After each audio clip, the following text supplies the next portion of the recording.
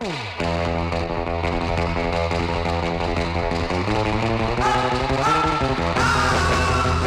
is a clear attraction between the two of them, with Mia not really taking her eyes off of Vince throughout their conversation over dinner, teasing him and stating that he had cooties she could handle.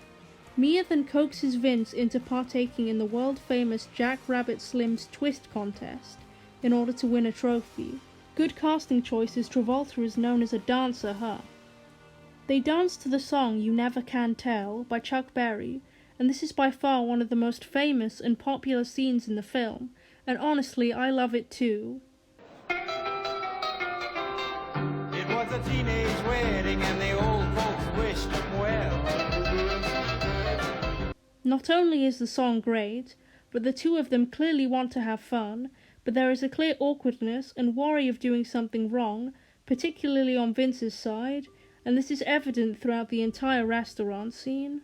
Hours later, Mia and Vince return to Mia's home, and Mia is carrying the trophy, the two clearly having enjoyed their time together, breaking apart when they realize their closeness. Mia goes to make drinks and puts on music for the two of them, and Vince goes to the bathroom. While Mia is dancing and singing along, Vince talks to himself in the bathroom, reminding himself that he is there to watch Mia as a test for both of them, and what will be at stake if he fails. He would have made the ultimate betrayal to his boss and friend, and could lose his life in the process. This is quite ironic, as he is perfectly willing to kill people earlier and later in the film, so the fact that he isn't willing to do this is quite surprising. Mia mistakes Vince's heroin for cocaine and snorts it, causing her to have a seizure and be knocked unconscious. Vince obviously freaks out and drives her to Lance's house, crashing his car in the front of it in the process. This wakes Jody, and the three of them argue while looking for what they need to save Mia, and this is clearly a very distressing, high-tension scene. Vince gives her an adrenaline shot after some deliberation, and this wakes up Mia immediately.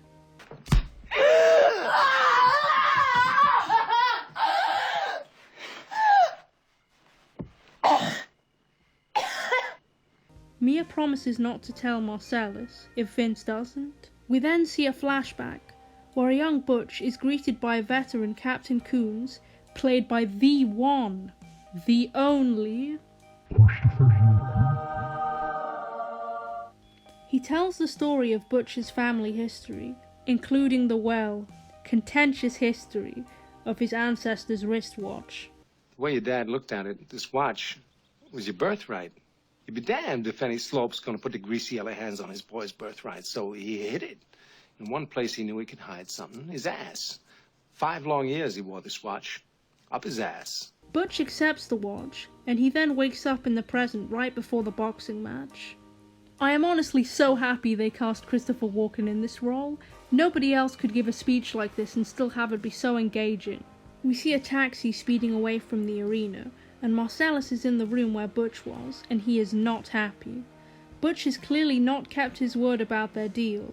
Butch scrambles to remove his gloves in the car, and he is told by the driver, Esmeralda Villalobos, that he killed his opponent in the match, Butch stating that he didn't feel the least bit bad about it. When Butch goes into his apartment, we are introduced to his girlfriend, Fabienne, and they discuss some weird stuff and Butch's retirement, along with their plans to move far away. The next morning, Butch takes a nap and wakes up with the start, and there is a motorcycle film playing on their television. When going through their stuff, Butch realizes that Fabienne did not pack his father's watch, and Butch goes completely apeshit, terrifying his girlfriend. Butch apologizes and leaves to get his watch, and then loses his mind again in the car. At his old apartment, he retrieves his watch, but Vince is there at the same time. Luckily for Butch, Vince has left his suppressed MAC-10 on the counter, while Vince is in the bathroom. Butch makes Pop-Tarts and picks it up. Vince leaves the bathroom and stands there in surprise. The toaster goes off, startling Butch, and he shoots Vince, killing him.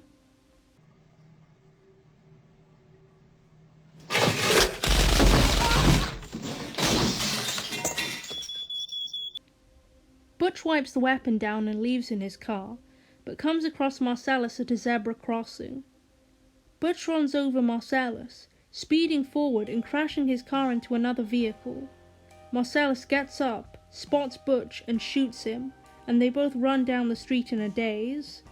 Butch runs into a weapons store, and Marcellus follows, and they begin to fight, Butch knocking Marcellus out. The clerk threatens Butch with a rifle and hits him in the face with it, knocking him out, before making a call to someone named Zed. Now this is the part of the film that gets a bit dicey, let's say. If you are sensitive to topics such as SA, I advise you please skip to this part of the video. Butch and Marcellus wake up to being tied to chairs and gagged, with the clerk standing there.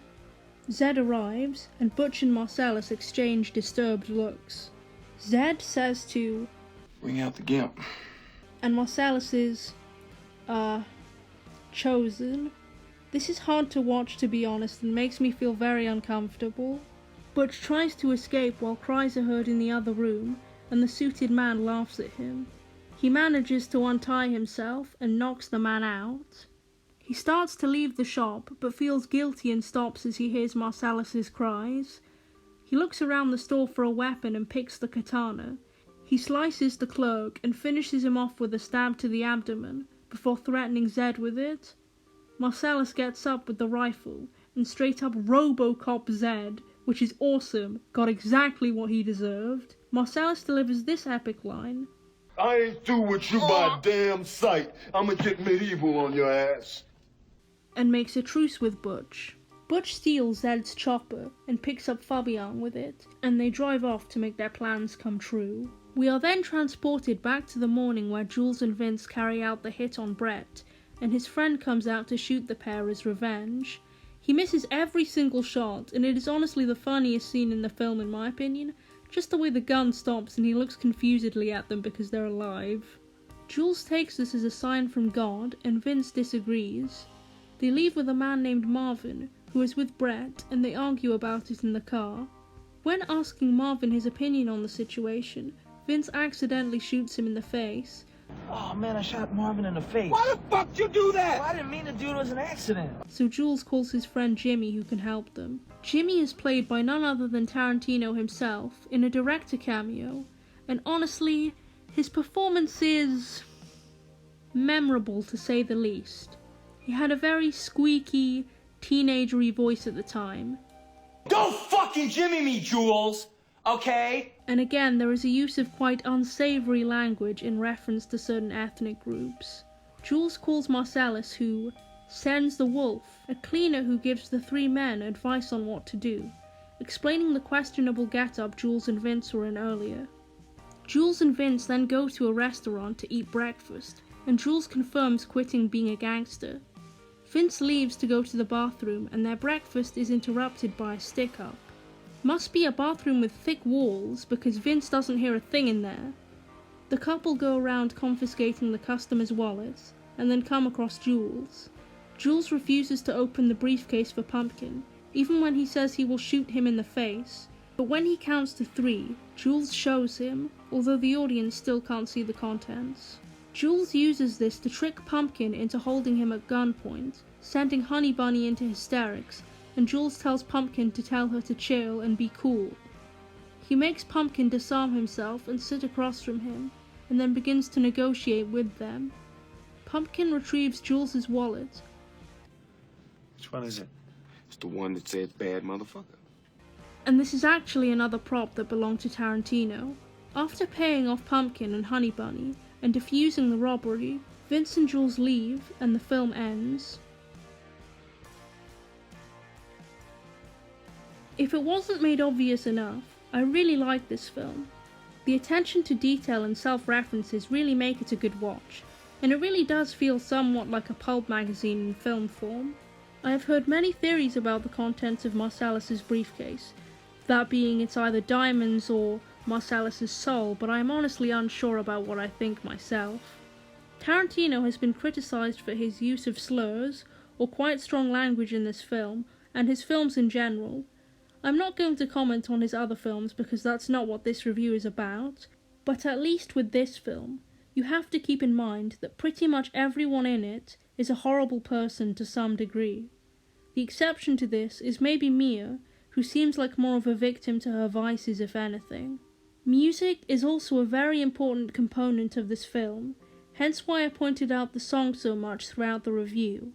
The film does not have a traditional film score, instead using popular old rock, surf, soul, and pop songs.